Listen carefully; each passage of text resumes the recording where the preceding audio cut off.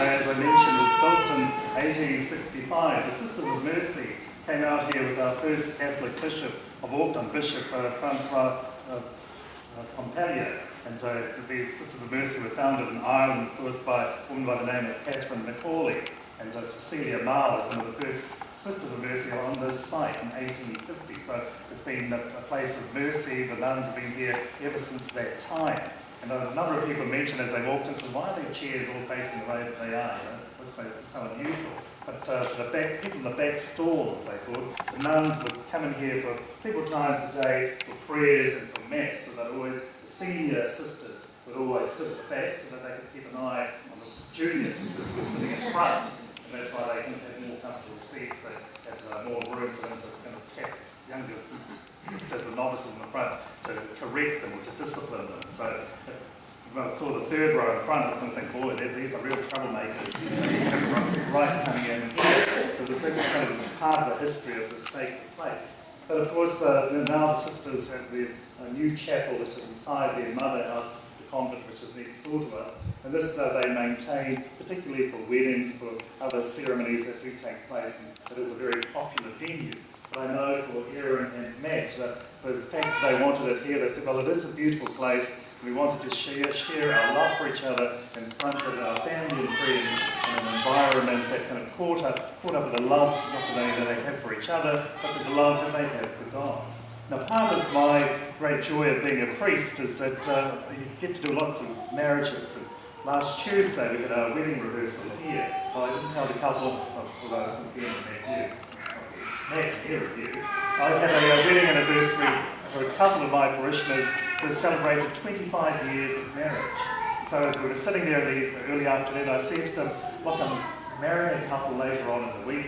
What advice would you give me to give on to this young couple after 25 years of marriage? Well, they immediately looked at each other and said, oh, understanding. You have to have lots and lots of understanding. Because the husband said, oh, it's good if you communicate. Don't be afraid of your wife. Of course, his wife didn't think it time to nudge him. I think, oh, that's enough advice, I think, for you two. I think maybe, have you asked advice from your parents on marriage? Okay, and how many years have you been married? 36. What's the glue that's kept your marriage?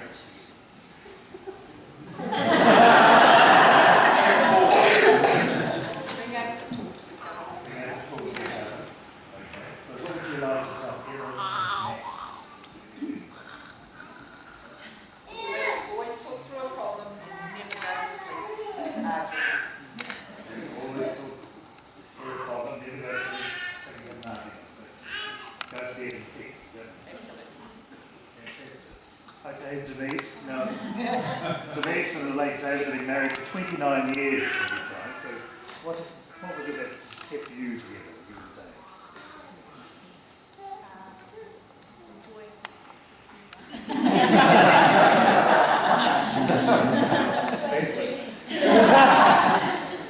Enjoying the sense of humour. Okay. Anything else? Commitment. Wonderful. Now, Denise's parents are here too, Matt's grandparents. She's looking at me till then. By the way, Phyllis and Peter, you'll be married 60 years next month.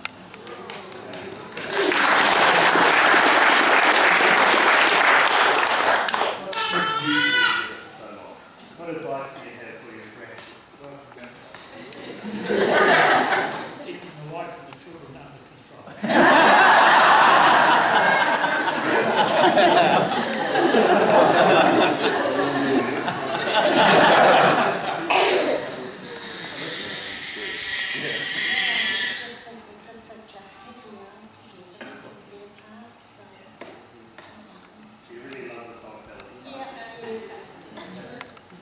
Great gift of love, and I think when we think about it for you, Matt and Erin, the fact that all these family and friends are gathered around you today, they are here because they really love you too.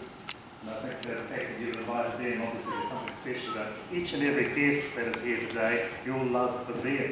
So it's a real celebration of love, the love that we come to celebrate, of course, is with Matt and Erin, and our gospel reading in particular, that wonderful miracle that takes place at a wedding feast. changing very ordinary water, not just into ordinary wine, but we're told to extraordinary wine. But I think when you look at Erin and Matt, you think, well, God has taken a very ordinary Erin, a very ordinary Matt, through their love for each other, has transformed them into something quite extraordinary. And I think that's what we're celebrating today, the gift of your extraordinary love that brings you here today with family and friends. So having heard some of the advice from the immediate family, I'm sure friends will be eager to tell you exactly what their recipe for success marriage is as well. But all that to look forward to the wedding reception and beyond. So as we continue today, a time of thanking God for the gift of this love, and as we celebrate it here, let's pray that Matt and Erin will indeed be a couple who not only inspire us, but continue to encourage us too in our own life and faith journey. That's why each and every one of us is here today too, because we're called to do exactly the same, to encourage, to inspire, to assist Matt and Erin in their journey through married life. So after all that, do you still want to go through with this?